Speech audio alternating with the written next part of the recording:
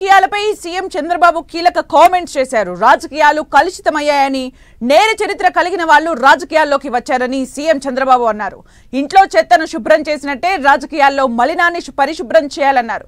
తాను చేసే అభివృద్ధి యజ్ఞానికి దయ్యాల్లా అడ్డుకుంటున్నారన్న సీఎం చంద్రబాబు రౌడీజం చేస్తే చూస్తూ ఊరుకోనని వార్నింగ్ ఇచ్చారు.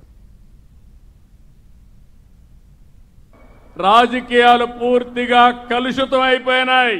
నేర చరిత్ర కలిగిన వాళ్ళు రాజకీయాల్లోకి వచ్చారు. మొత్తం ప్రజల ఆస్తుల్ని కబ్జా చేసే పరిస్థితికి వచ్చారు.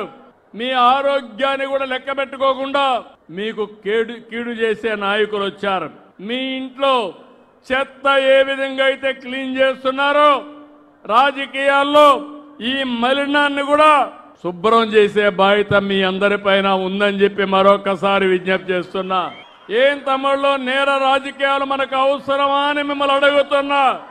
మామిడి రైతులు ఇబ్బందులున్నాయి. నా రైతు ఇబ్బందుల్లో ఉంటే ఎక్కడున్నా సరే నా రైతును ఆదుకోవాలని టన్నుకు 12,000 రూపాయలు చేసి ఫ్యాక్టరీని 8,000 రూపాయలు ఇమ్మని నేను 4,000 రూపాయలు ఒక టన్నుకి ఇచ్చి ఎంత బండి ఇస్తే అంత కొంటామని ముందుకెళ్ళాం. నేను కొంటా ఉంటే ఈయన పరామర్శకు వచ్చి వాళ్ళ నాయకుడు ఒక అతను 6 ట్రాక్టర్ల మామిడికాయలు తీసుకొచ్చి రోడ్డు మీద పోసి బలవంతంగా ఒక 4 ట్రాక్టర్లు తీసుకొచ్చి రోడ్డు మీద పోసి పులివెందల రాజకీయం చేసి ఆ రైతు లబో దిబో నా మామిడికాయలు నువ్వు తీసుకుపోతున్నావు ఏంటంటే లెక్క పెట్టుకోకుండా రోడ్డు మీద పోసేశారు. మీకు రౌడీజం కావాలన్నా? నేను ఎప్పుడు హింసా రాజకీయాలను ప్రోత్సహించరు.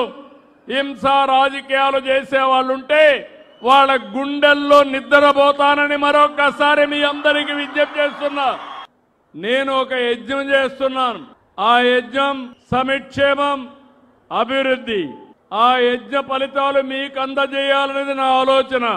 అయితే ఈ యజ్ఞాన్ని భగ్నం చేయాలని రాక్షసుల కంటే ఇప్పుడే ఏ విధంగా భూతం కనపడుతుందో ఇలాంటి భూతాలు, దెయ్యాలు, రాక్షసులు మన దగ్గర ఉండే పరిస్థితికి వచ్చారు. నేను ఎప్పుడూ రాజకీయ పార్టీల్లో ఇలాంటి చూడలేదు. చేసేటివన్నీ తప్పుడు పనులే. అడిగితే ఎదురుదాడి. ప్రజాహితం కోసం ఎన్ని దాడులు చేసినా పర్వాలేదు అనుకున్న సంకల్పాన్ని ముందుకు తీసుకుపోయి మీ జీవితాల్లో వెలిగించే బాధ్యత నాదని మరొకసారి మీ అందరికీ విజ్ఞప్తి చేస్తున్నా.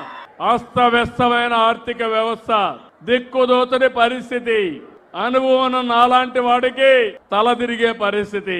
కానీ నాలో మాత్రం ఏ మాత్రం కూడా ఎన్నిక్కి పోను. ముందు చూపు తప్ప పక్క చూపు ఎప్పుడూ ఉండదు, దొంగ చూపు ఉండదని మరొకసారి మీ అందరికీ విజ్ఞప్తి చేస్తున్నా.